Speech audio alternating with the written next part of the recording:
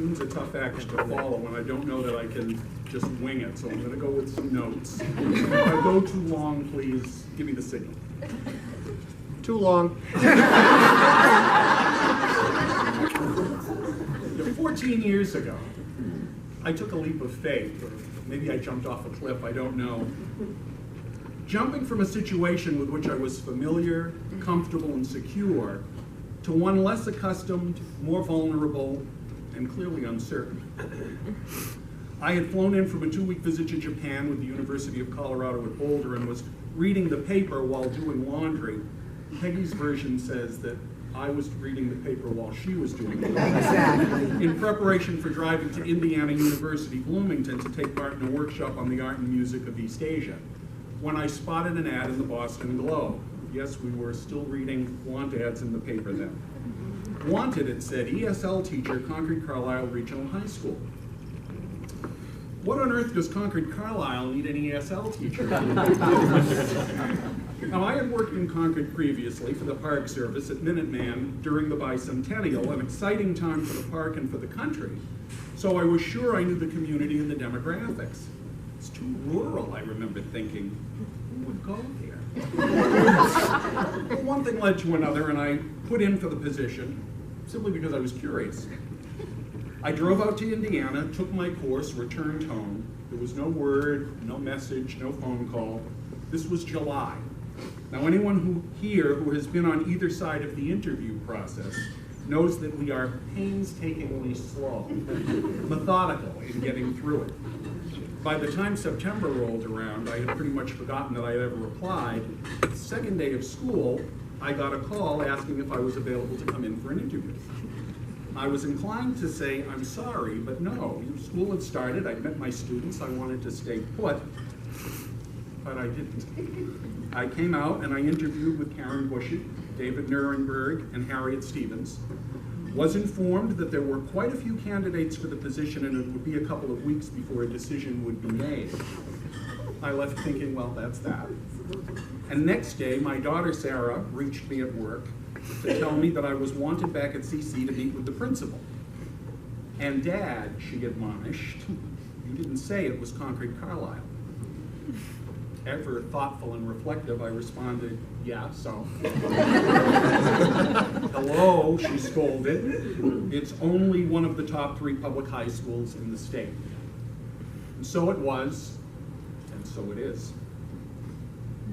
There are so many points of light over these past 14 years, it's impossible to recount them all here.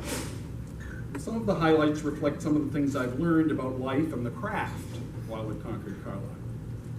For example, apparently I was nervous and tense during my second interview with Art Dulon, to the point that he stopped in the middle of the conversation and said, will you relax? The lesson learned, lighten up. Nothing is ever that serious. I remember introducing myself to a senior member of the foreign language department. Now remember, I arrived in October, so everybody had started, gone on. I wasn't here for any of the opening events. So I'm introducing myself, and if you reach out, she was unimpressed. What does an ESL teacher do? She asked, looking down her nose at me despite my being taller. I proceeded to explain patiently, thinking this was a teachable moment. I finished quickly with a smile, and she said, well, I thought you were perfect. You certainly look like one. This is true. This happened. Lesson learned as I look in the mirror every morning and ponder exactly when I went from decent-looking fellow to dirty old man. Get over yourself. No one was ever that important.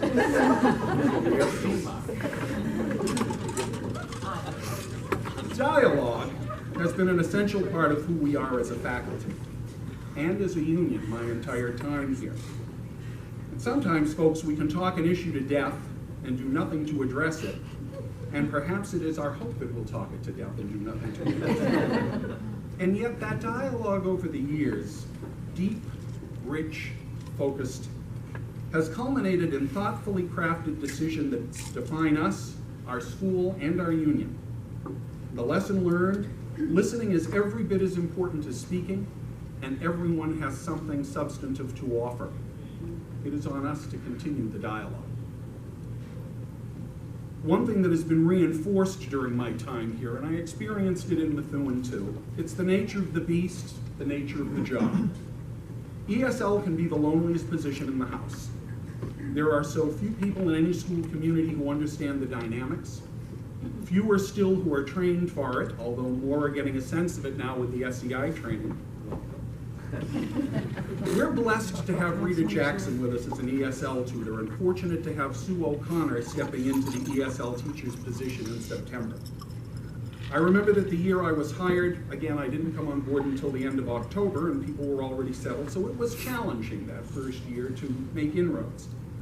I'm grateful to Karen Bushy for her guidance and support, and to Jill Tracy, who helped in so many ways behind the scenes.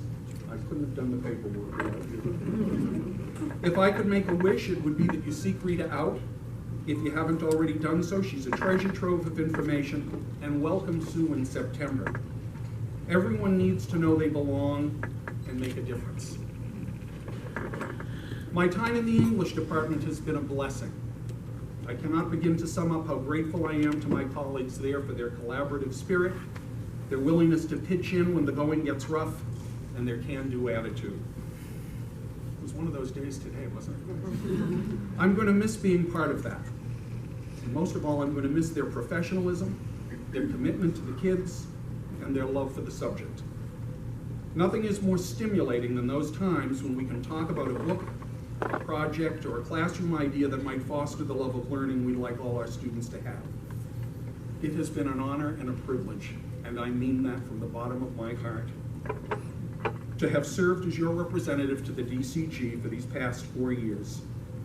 I am overwhelmed when I reflect on sitting in a seat that has been warmed in my time here by the likes of Mark Agney, Vicki Moskowitz, Tom Hart, and Bela Pratt. Talk about big shoes to fill. To be sure, there were some tough times. And what I'm grateful for is that we faced them and worked through them as a department. Thank you. And Nancy Peterson, I couldn't have done the job without you. Ooh. I need to stop. So let's just say to my colleagues on the DCG, to our administrative team, thanks for the opportunities to reach across departments and collaborate for the good of the school and the students. And to all of you, thanks for being you and for being here. I wish you all the very best. Thank you.